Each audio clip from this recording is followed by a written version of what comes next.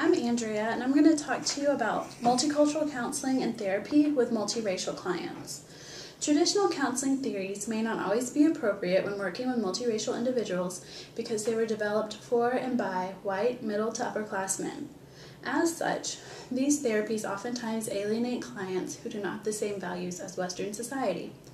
A multicultural theory, such as multicultural counseling and therapy, or MCT, may be more beneficial and appropriate. Multicultural counseling and therapy is a broad theory which includes many different theories and approaches to counseling. These theories and approaches are integrated under MCT because they all take into consideration the cultural context of counseling relationships and how influential those may be to the application of counseling theory. MCT proposes that clients of different racial and ethnic minority groups may respond more favorably to culture-specific counseling approaches. When working with multiracial clients, a counselor may want to examine the client's identity development to ascertain which racial or ethnic group they most identify with, if any.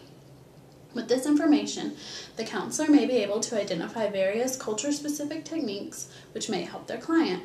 In working with multiracial clients, it's important to learn about their various backgrounds to determine how they're affecting their current situation. Early models of biracial and multiracial identity development were based mainly on skin color and identity adjustment, which focused mainly on the negative aspects of being multiracial.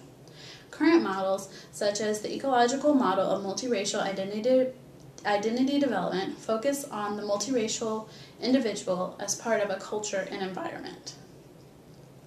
Root has created an ecological model of multiracial identity development with the use of research from Bronfenbrenner, which states there are 5 positive outcomes for multiracial identity development. First, an individual will become comfortable identifying as the race that others ascribe to them. Second, individuals will be able to identify with all racial groups that they belong to. Or thirdly, they can identify with just one group if they choose. Next, they can identify with a new group, such as I'm multiracial. And finally, they may take pride in their racial identity, but may not have a strong attachment to it, and thus adopt a symbolic race or ethnicity.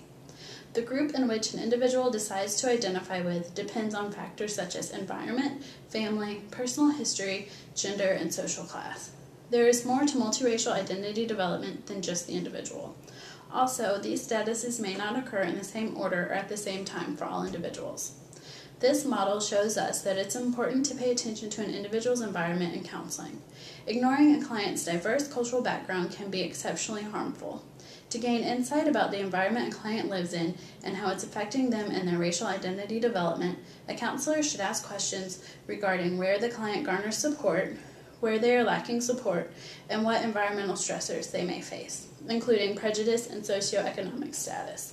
At this point, the counselor can make assessments about the client's development and talk to the client about where they think they are in terms of multiracial identity development.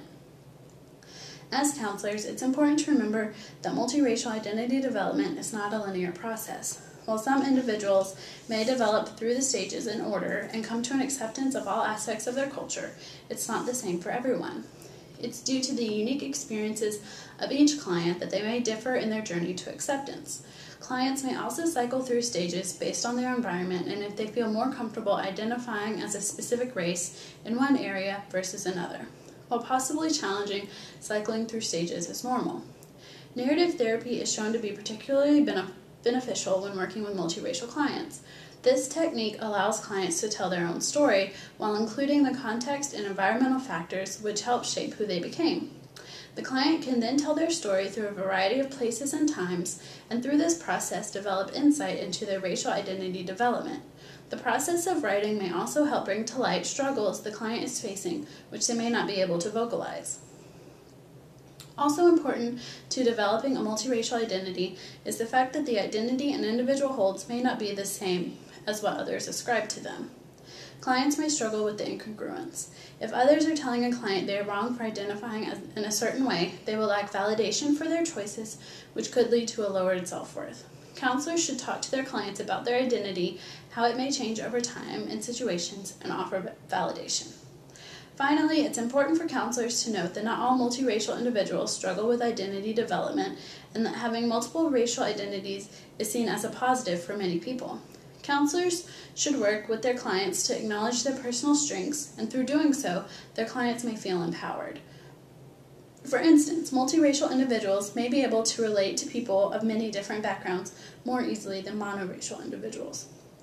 This could help multiracial clients have a sense of belonging when they may feel out of place a lot of times.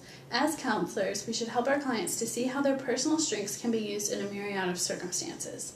While our clients may still struggle with confusion and self-hatred, noting and applying their strengths can help them achieve a healthy outcome regardless of the identity they choose.